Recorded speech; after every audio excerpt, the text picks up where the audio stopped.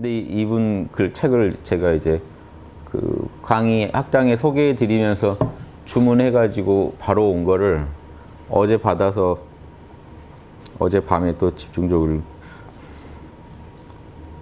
저는 항상 보면 책이 하루 만에 이렇게 됩니다. 이게 어제 온 책인데 그래서 저는 이제 단어 하나라도 저는 남의 책 볼 때 제가 단어 하나라도 오해하면 안 되니까 샅샅이 봐요.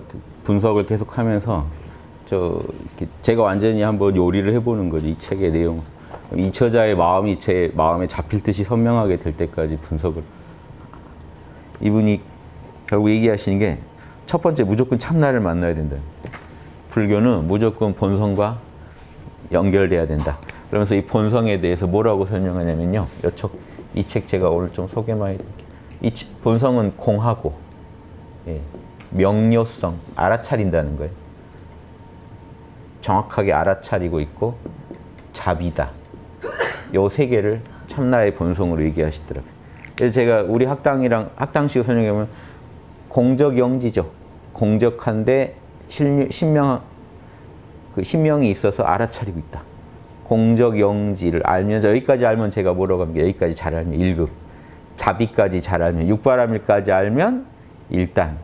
근데 참나를 이렇게 세 개의 성질로 딱 설명하고 앞부분을 그 얘기를 한참 하시고 마지막 가서 육바라밀 잘하자로 끝내요, 책이. 근데 육바라밀 잘하자는요, 이 책 전체에 비해서는 요 정도예요. 여기서부터 육바라밀 설명해요. 요 앞은 다 참나각성이에요. 참나각성과 안주. 그러니까 지금 학당 교재로 치면 딱 1급까지 가는 교재로 아주 좋아요. 그래서 이제 한번 읽어볼게요. 재밌는 부분.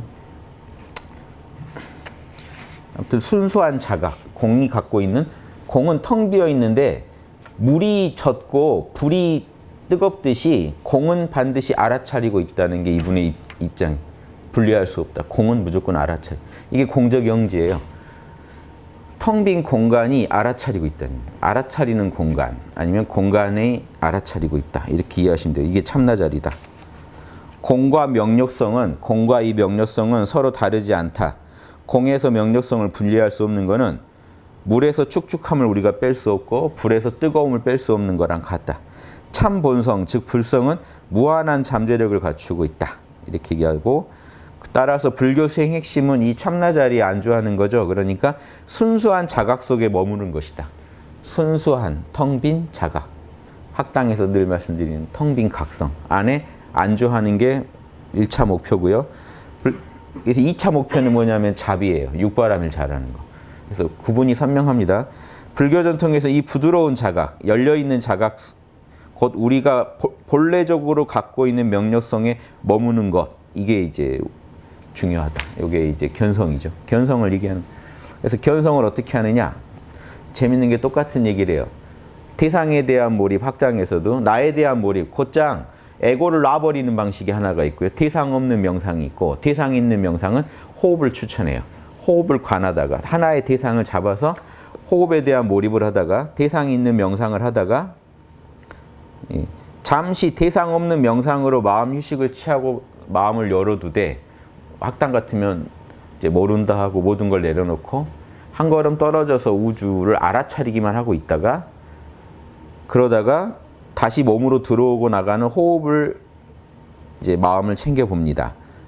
그래서 호흡만 해보는데, 그러다가 문득 아참 호흡에 집중하기로 했지 하고 자각하기에 멈춘 순간, 호흡하다가 잠깐 사라질 때가 온다는 거죠. 그럴 때 이 짧은 깨달음의 찰나는 명료성을 처음으로 맛보는 순간입니다. 정신이 선명하기만 하고 지금 호흡해야지 하고 다시 의식을 일으키기 전에 그 짧은 찰나 체험도 가능하네요.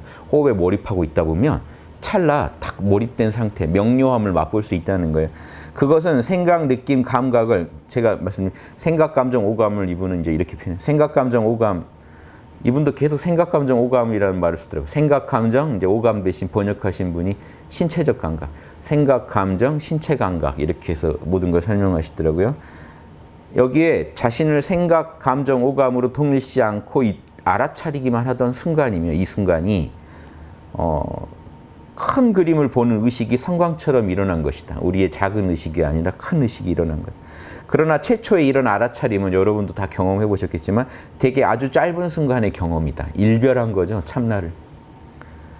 그럼에도 생각과 느낌에 휩쓸려 갈 때는 다시 호흡으로 돌아와서 호흡을 또 몰입하다 보면 그렇게 하면 점차 생각의 틈이죠. 명료성은 언제 일어나느냐? 생각과 생각이 일어나고 사라지는 이 틈에 명료함이 나타나죠. 아무 생각도 없는데, 그렇죠. 호흡에 대한 인식마저도 없는데 딱 정신만 살아있던 그 순간, 텅 비어 있는데 정신이 명료하던 그 순간, 텅 비어서 잡념이 없고요, 생각이 없고 명료해서 잠을 잔 것도 아니에요. 그때가 참나 상태입니다. 그래서 그런 명료성을 알아보는 시간이 점점 길어지고 생각, 느낌, 감각, 생각, 감정, 오감을 알아차리는 명료성도 점차 안정됩니다. 그 상태에서는 생각이나 감정, 오감도 깨워서 볼 수 있다는 거예요.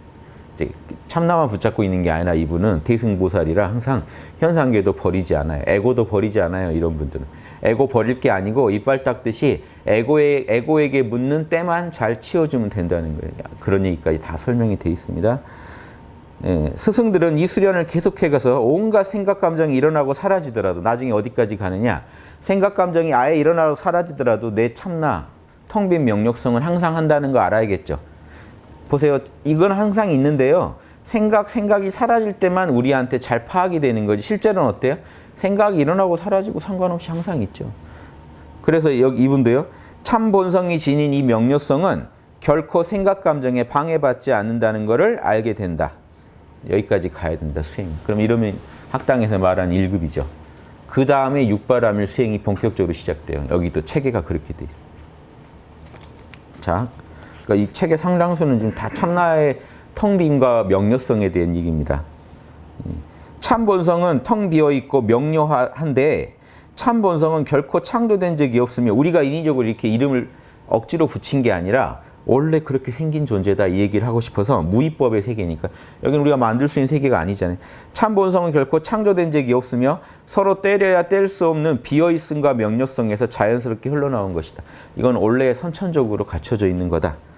그 얘기를 하면서 이분도 아인슈타인이 이렇게 얘기했다. 인간은 우주의 일부라고 했다. 뭐 이러면서 이제 아인슈타인 얘기도 좀 하고요. 그러면서 불교 명상수련의 궁극적인 어떤 목표는 참본성과 다시 연결하는 걸 지향한다. 그래서 사실은 공명료성 정도의 참본성하고만 연결된 게 1급 보살이고요. 자비라고 하는 육바람의 영역까지 다 연결된 게 1단이에요. 그러니까 결국 이렇게 말해도 되죠. 궁극은요. 참본성과 하나가 됩니다. 그런데 대승기신론에도 이분도 정확히 아시는 거예요. 경전을. 이분이 뭔 얘기를 하냐면 참본성의 한 측면들이라고 그래요. 세 측면이라고 하는데 그 말이 좋은 게 대승기신론에 보시면 1급 보살, 1주 보살은 참 본성의 소분만 봤다 그래요. 작은 부분. 본성의 작은 부분만 봤다. 1급 보살을. 뭘 봤냐? 텅 빔과 알아차림을 봤다. 나머지 육바라밀의 이 본성을 언제 보느냐? 일지보살에 본다. 그래서 일지부터는 이거 세 개를 다 봤죠. 일지부터는 그냥 자나깨나 본성만 보고 살아가는 사람 이렇게 묘사합니다. 근데 1급 보살은 아직 본성을 다 보지 못한 사람. 그러니까 지금 이분도 정확하게 얘기를 하는 거예요. 참 본성의 텅 빔과 명료성까지 알았다고 해도 참나의 부분적 측면만 본 것이다. 이분은 이걸요 너무 쉽게 얘기해요. 그냥 일상 얘기하다가 살다가 이렇게 나도 힘들었는데 이렇게 얻었. 요즘 우리나라 뭐 하나만 얻어도 막 방맹이 같은 거 하나 들고 와서 막 치면서 이 소식을 모르느냐 막 이렇게 다그치고 가르쳐 주지도 않으면서 자랑만 물건 되게 우리 집 좋은 물건 들어왔다고 자랑만 하지 사는 법도 안 가르쳐 주고 간단 말이에요. 근데 이런 분들은 차근차근 함께 올라가자고 자신이 이렇게 몸을 낮춘 거죠. 같이 가자고. 그래야 사람들이 같이 갈 수가 있어요. 자랑만 하면 뭐 하냐는 사람들이 같이 가야지. 이런 분들은 보살도 때문에 그래요. 보살도가 어려서부터 이 투르크로 이게 인정받으면 아주 어렸을 때부터 데리고 가서 평생 세뇌시킵니다. 너는 왜 태어났어? 홍익인간을 위해서요. 이렇게 거기는 딱 그렇게 세뇌돼 있어요. 어려서부터. 이번 생에 왜 왔어? 중생을 이롭게 하기 위해서요. 아무래도 남보다 더 생각을 하게 됩니다. 그래도 욕망에 다 휩쓸릴 수 있죠. 예, 본인이 돌 얼마나 닦았는지에 따라서. 다만 일반이라고 다른 게 홍익인간 해야 된다는 거 어려서부터 계속 주입받은 사람들이. 그러니까 마인드가 보살도의 맛을 좀 더 이해하시려면 이런 분들 말 들어보시면 여러분이 좀 생각 못했던 데까지 좀 생각하기가 좋아요. 이분이 잘하진 않더라도 아 그렇게까지 해야 보살이구나 이런 생각을 우리가 잘 못하던 것도 할 수 있어서 참고하시는 게 좋고 참나 만나는 최고의 비법은 내려놓는 거다. 모든 거 내려놓고 안녕의 느낌, 그냥 이대로 좋은 안녕의 느낌을 느껴라. 요 말 좋죠. 이 책 좀 혹시 필요하시면 보세요. 다만 학당 강의보다 조금 쉽지는 않아요. 왜냐면 뭐 말이 어려운 건 아닌데 좀 티벳 스타일 설명이 좀 안 와닿으실 수 있긴 해요. 자, 그리고 다음 참본성의 맛을 보았다면 다음 단계로는 한없는 사랑, 자비로 나아가야 된다. 모든 존재를 대상으로 자비의 마음을 키워가는 공부를 끝없이 해야 된다. 이 얘기를 합니다.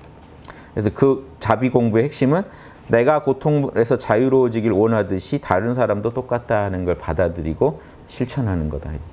그걸 이제 보리심이라고 그래요. 이제 그래서 이걸 다 해서 이게 보리심이에요. 티베트 불교는 보리심 한마디로 또 통합니다. 근데 보리심이 뭘까요? 우리말로 하면 양심이에요.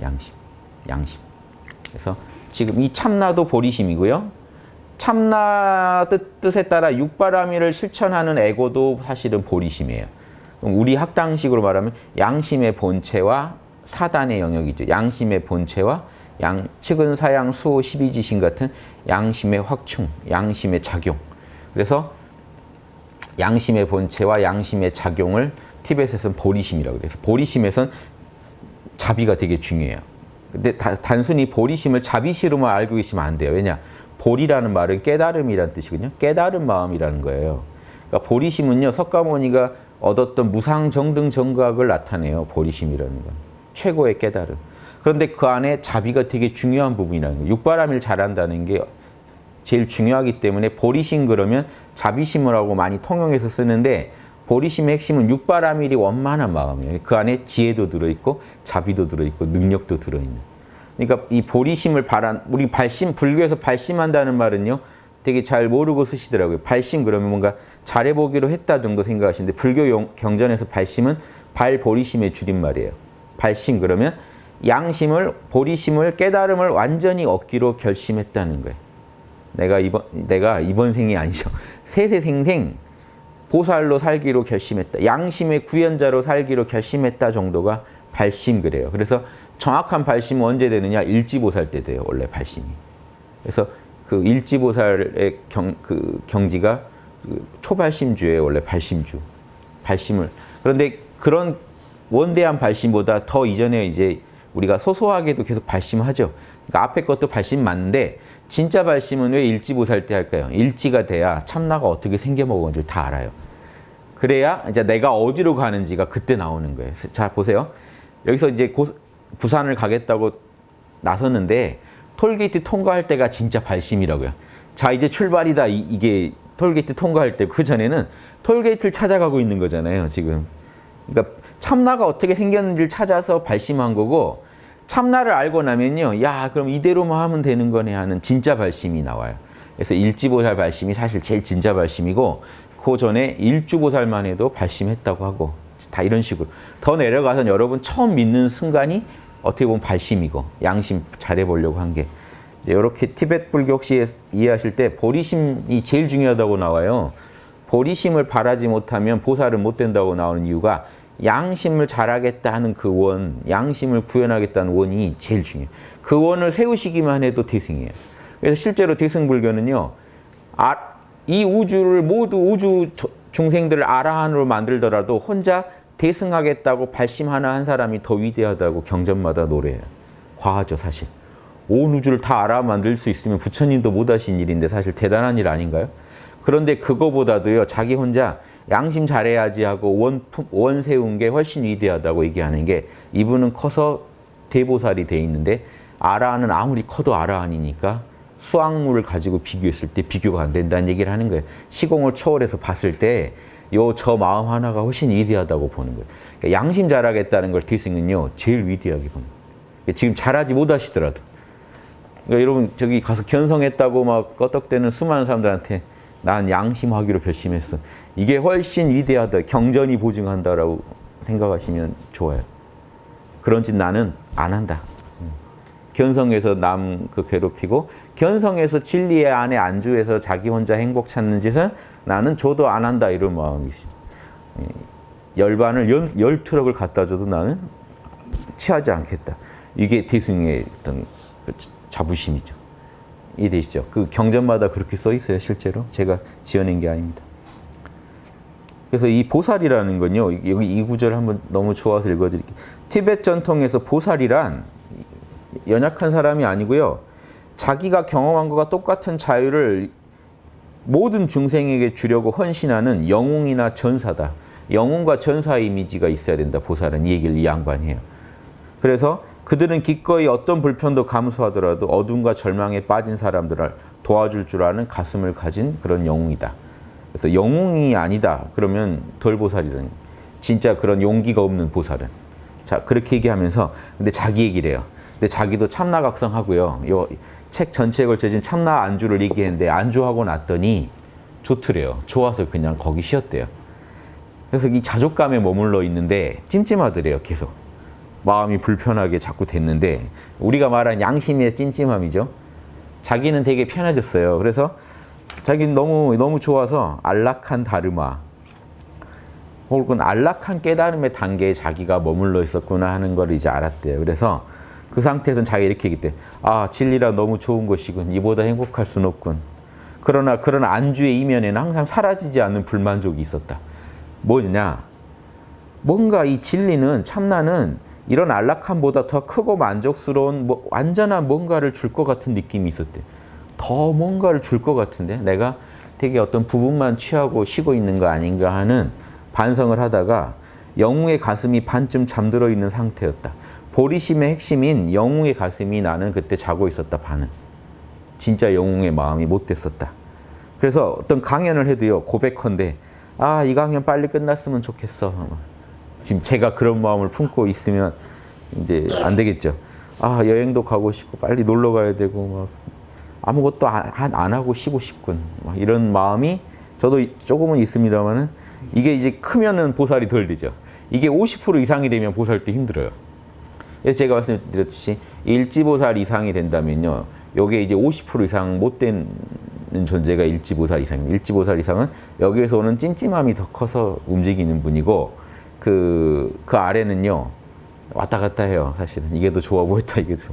그래서 지금 이분도 지금 일지보살 아래의 그 참나 안주의 경지에 머물렀을 때는 이런 마음에 휩쓸렸다.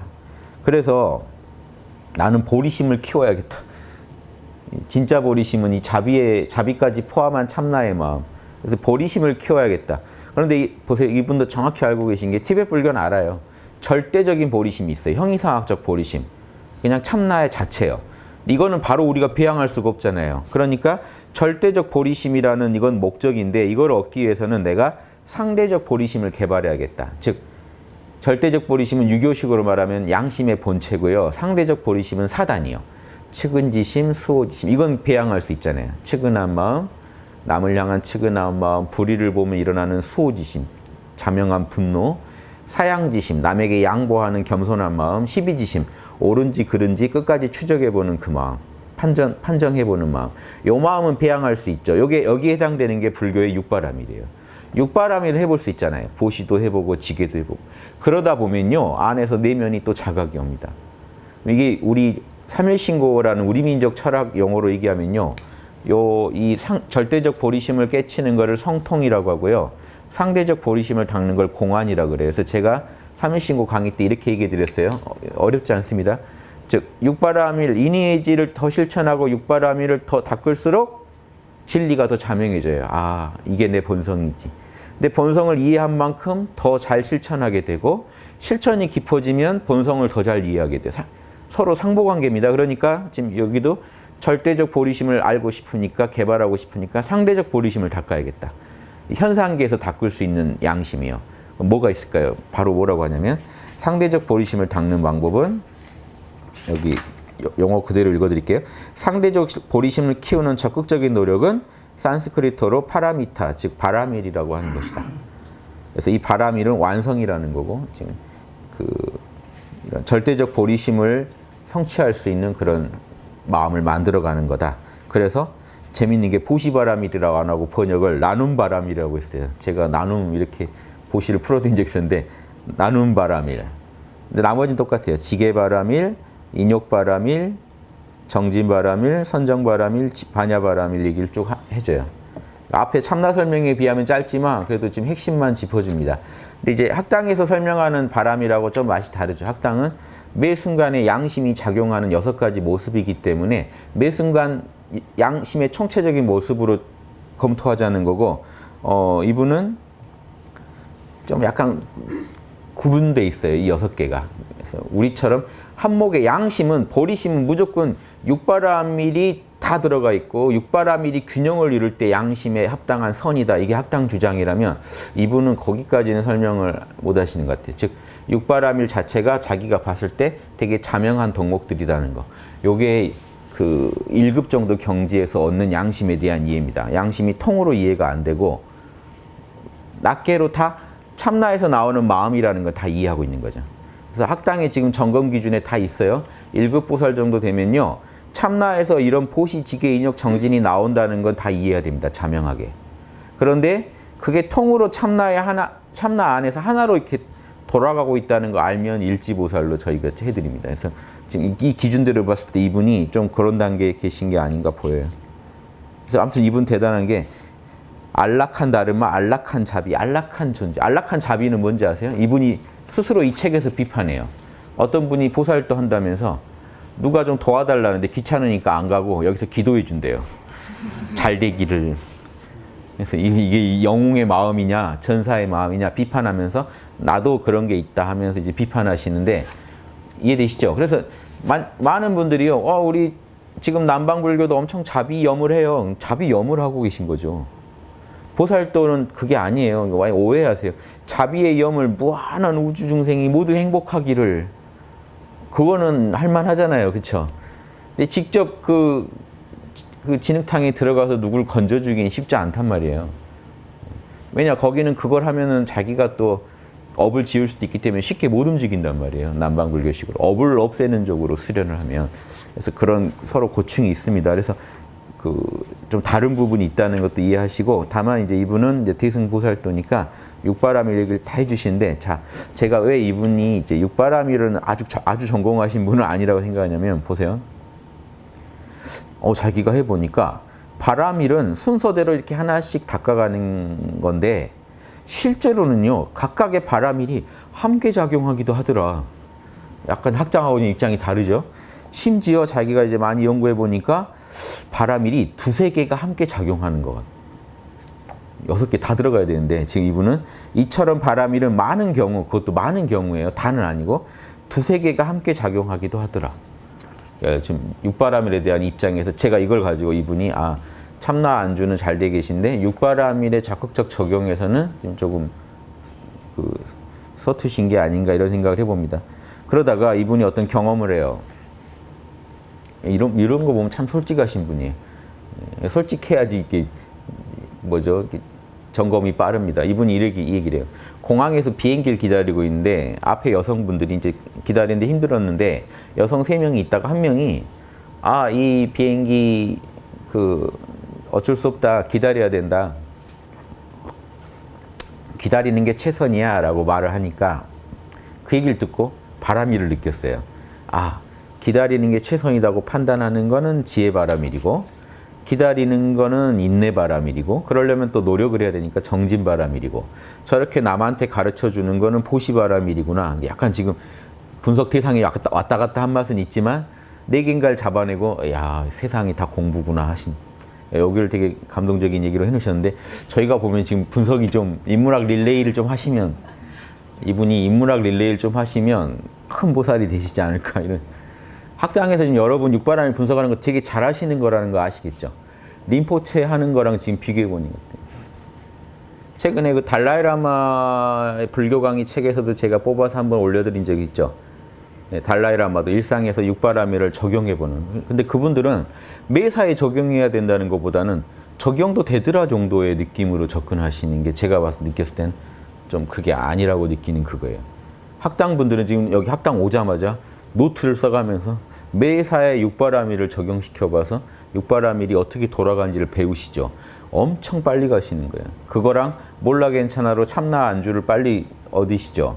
그 두 개만 만나도 기가 막힌 건데 이분은 이 안에서 신비체라고 에너지체 얘기까지 합니다. 에너지체에 대해서 그 경락, 에너지체 3요소예요. 티벳에서 보는 경락, 그 안에 돌아가 있는 기운, 그 다음에 정액. 이 세 개가 몸에서 균형을 이루어야 된다는 얘기도 해요. 그래서 에너지체에 대해서도 감각이 있고. 근데 제가 봤을 때 이제 꽃병 호흡이라고 여기서 티벳 밀라레빠가 했던 호흡인데요. 병이 있다고 생각하고 숨을 들이마시고 여기서 내뱉고 하는 거예요. 그 보면 우리식으로 보면 좀 호흡이 약간 무리해요. 힘이 들어가는 호흡인데 그래도 이런 호흡도 하시고 에너지체에 대해서도 감각이 있으시고 그냥 요 정도. 보면 딱 학당 정사하면 맞으시겠다. 근데 아주 잘하시는 거, 에너지체도 잘하시는 건 아니고 보니까 육바라밀도 좀 하셔야 할 게 많고. 다만 이분은 이제 이런 리포체 같은 분이 우리나라의 학당에 막 멘토급으로 많이 나오면은 정말 좋겠다 하는 또 그 탐나는 인재상이기도 하고 아무튼 그런 생각입니다. 이분 얘기 이걸로 결론 맺어드릴게요. 보살도라는 건요, 자기가 자학한 보살도는 이거래요. 나의 삶은, 우리 한 개체의 중생의 삶은 깨어나고자 갈망하면서 자기 안의 빛과 사랑이라는 불꽃을 더 강렬하게 느끼고 싶어하는 수십억 존재들의 삶이기도 하다. 그래서 나 혼자의 깨달음으로 만족할 수는 없다. 그래서 내가 깨달은 만큼 공유해서 수많은 중생들이 함께 자기 내면의 그 보리심을 찾아가게 도와주는, 이렇게 돕고 사는 존재라는 거예요, 결론이. 딱 완성 이런 게 없고요. 서로 돕고 살아가면서 이 무한한 삶을 같이 진보해 가면서 보리심을 개발해 가면서 살아가는 존재. 그리고 그러면 무한함을 얘기하면 여러분 좀 질릴 수도 있죠. 그런데 그걸 도와줄 수 있는 비책이 뭐예요? 참나 안주하시면 무한함이 사라집니다.